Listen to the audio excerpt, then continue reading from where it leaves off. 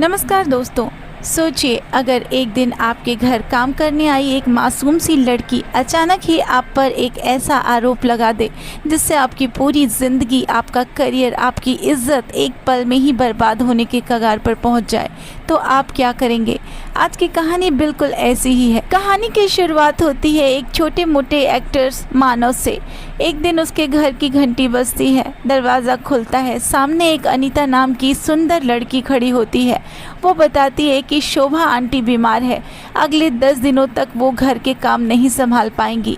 मानव ये हैरान हो जाता है उसे देखकर और कहता है, क्या तुम्हें शोभा आंटी ने भेजा है? और तब वो लड़की कहती है कि हाँ, शोभा आंटी ने मुझे अपने बदले काम के लिए भेजा है। मानव बिना देर किए शोभा आंटी से फ़ोन पर बात करता है और उनकी बात पर भरोसा करके वो अनीता को घर के अंदर आने देता है। धीरे धीरे अनीता पूरे घर की जिम्मेदारियां संभाल लेती है। वो बेहद अच्छा खाना बनाती है, घर की साफ सफाई भी शानदार तरीके से करती है।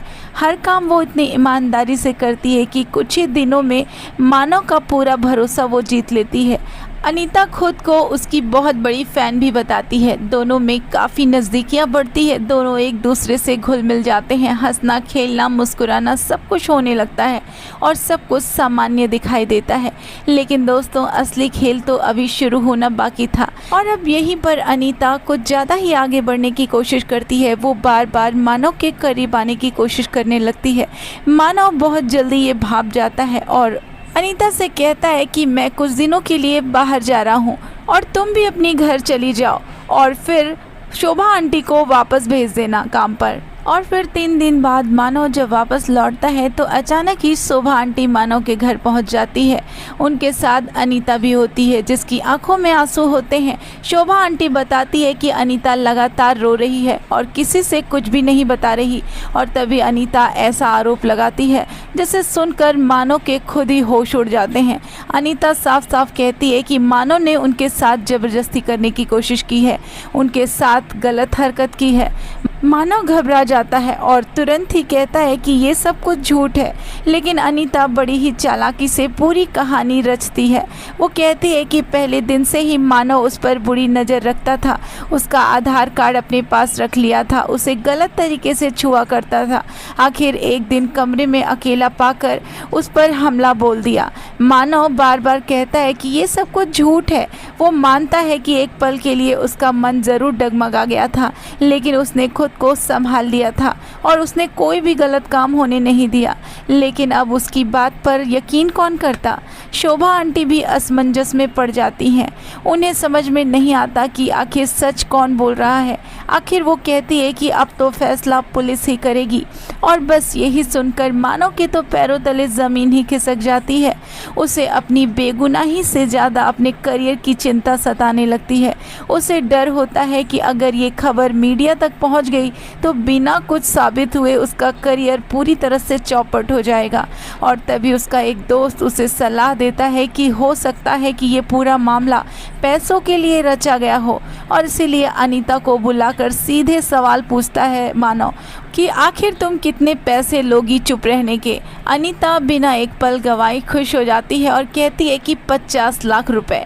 ये सुनकर मानव के तो पैरों तले ज़मीन ही खिसक जाती है। वो बताता है कि उसकी आलीशान ज़िंदगी सिर्फ दिखावा है, कार भी उसने लोन पर लिए हैं, घर तो किराए पर है और उसके पास इतने पैसे बिल्कुल नहीं हैं, कहाँ से दे पाएगा वो। काफ़ी देर तक दोनों की बहस होती है और आखिरकार शोभा आंटी बीच बचाव करती है और 20 लाख रुपए में समझौता करने की बात बन जाती है।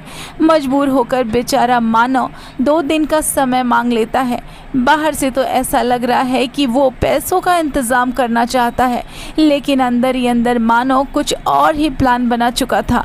वो 2 दिन बाद अनीता को पूरे कॉन्फिडेंस के साथ पैसे लेने के लिए घर पर ही बुलाता है और उधर अनीता को लगता है कि उसकी सारी चाल पूरी तरह से कामयाब हो चुकी है। लेकिन तभी मानव उसे आखिरी बार सच बोलने के लिए कहता है। बड़े आराम से उसे पैसे दे देता है और कहता है कि यहाँ तो सिर्फ 3 लोग ही हैं, इसलिए कम से कम शोभा आंटी के सामने अनीता तुम सच बता दो, आखिर सच्चाई क्या है। और तभी अनीता पैसे मिलने की खुशी में सब कुछ भूल जाती है और सबसे बड़ी गलती कर बैठती है। वो मुस्कुराते हुए खुद ही कबूल लेती है कि मानव ने उसके साथ कोई रेप वेप नहीं किया था।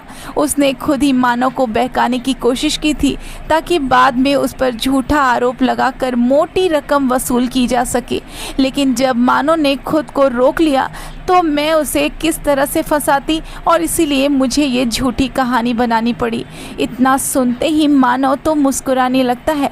अनीता समझ ही नहीं पाती कि आखिर अब मानव क्यों मुस्कुरा रहा है और तभी मानव कहता है कि तुम्हारा पूरा कन्फेशन अब इसमें रिकॉर्ड हो चुका है। दरअसल ये 2 दिन जो मैंने तुमसे लिए थे ना, इन 2 दिनों में मैंने अपने घर के कमरे में सीसीटीवी कैमरे की रिकॉर्डिंग का पूरा इंतज़ाम कर लिया था। अनीता की एक एक बात, एक एक कबूलनामा कैमरे में कैद हो चुकी थी और अब अनीता के चेहरे का रंग ही उड़ गया था। जो लड़की कुछ देर पहले 20 लाख रुपए मांग रही थी, धमकियां दे रही थी और हाथ जोड़ने के लिए मजबूर कर रही थी, और अब वही लड़की अपना हाथ जोड़कर घुटने के बल बैठकर माफ़ी मांग रही है। मानव भी साफ कह देता है कि अगर उसने दोबारा किसी और बेगुनाह के साथ ऐसा खेल खेला ना या ऐसी कोशिश की ना तो वो इस बार सीधे जेल जाएगी। ये सारा रिकॉर्डिंग मैं पुलिस को दे दूंगा। अनीता रोती हुई वहाँ से चली जाती है। इसके बाद मानव शोभा आंटी की तरफ देखता है और कहता है कि वाह आंटी, आपने भी मुझे खूब फंसाया। मैं अच्छे से समझ सकता हूँ कि ये सब कुछ आपकी ही मिली भगत है। वेल दोस्तों, अगर मानव बेगुनाह होते हुए भी डर जाता तो आज उसकी पूरी जिंदगी बर्बाद हो सकती थी। दोस्तों, किसी भी आरोप को सच या झूठ मानने से पहले उसकी पूरी जांच होना बेहद ज़रूरी है, क्योंकि एक झूठा आरोप किसी भी इंसान की पूरी जिंदगी तबाह कर सकता है और एक सच्चा आरोप भी न्याय तक पहुंचा सकता है जब उसके पीछे सबूत भी मौजूद हो। धन्यवाद दोस्तों।